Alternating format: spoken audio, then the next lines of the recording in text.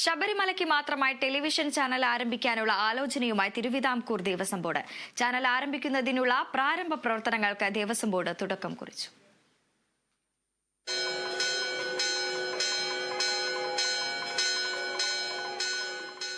ശബരിമല ക്ഷേത്രവുമായി ബന്ധപ്പെട്ട ആചാരങ്ങളും വാർത്തകളും ലോകമെമ്പാടുമുള്ള അയ്യപ്പ ഭക്തരിലേക്ക് നേരിട്ടെത്തിക്കാൻ തിരുപ്പതി മോഡലിൽ സ്വന്തമായ വാർത്താ സംവിധാനം സജ്ജമാക്കുന്നതിനെ സംബന്ധിച്ചാണ് ദേവസ്വം ബോർഡ് ഗൗരവമായി ആലോചിക്കുന്നത്.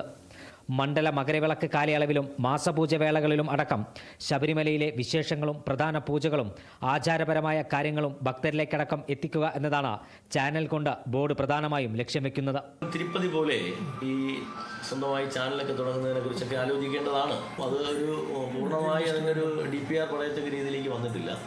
ഒരു ആലോചനയുണ്ട്. ആലോചന മാത്രമല്ല, പല ഭാഗത്തുനിന്നും ഇങ്ങനൊരു നിർദ്ദേശമുണ്ട്. നിങ്ങൾ തിരുപ്പതിയിലുണ്ട്, പല ഭാഗത്തും ഉണ്ട്. അപ്പോൾ നിങ്ങൾക്ക് ശബരിമലയ്ക്ക് എന്തുകൊണ്ട് ആലോചിച്ചു? ലക്ഷക്കണക്കിന് തീർത്ഥാടകർ എത്തുന്ന തമിഴ്നാട്, കർണാടക, ആന്ധ്ര, തെലങ്കാന എന്നീ സംസ്ഥാനങ്ങളിൽ നിന്നും വമ്പൻ കമ്പനികളിൽ നിന്നുള്ള കോടികളുടെ പരസ്യ വരുമാനവും ചാനൽ മുഖേന ബോർഡ് ലക്ഷ്യം വെക്കുന്നുണ്ട്.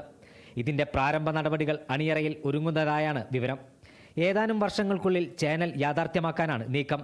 ചാനൽ ആരംഭിക്കുന്നതുമായി ബന്ധപ്പെട്ട് ചില സംരംഭകർ താൽപര്യം അറിയിച്ച് രംഗത്ത് വന്നിട്ടുള്ളതായും വിശദമായ കൂടിയാലോചനയ്ക്ക് ശേഷം മാത്രമേ ഇക്കാര്യത്തിൽ അന്തിമ തീരുമാനം കൈക്കൊള്ളൂ എന്നും Thiruvithamkoor Devaswom board president PS Prashanth വ്യക്തമാക്കി. ശബരിമലയിലെ കാഴ്ചകൾ, പൂജകൾ അല്ലെങ്കിൽ ആചാരങ്ങൾ ലോകം കാണാൻ ആഗ്രഹിക്കുകയാണ്.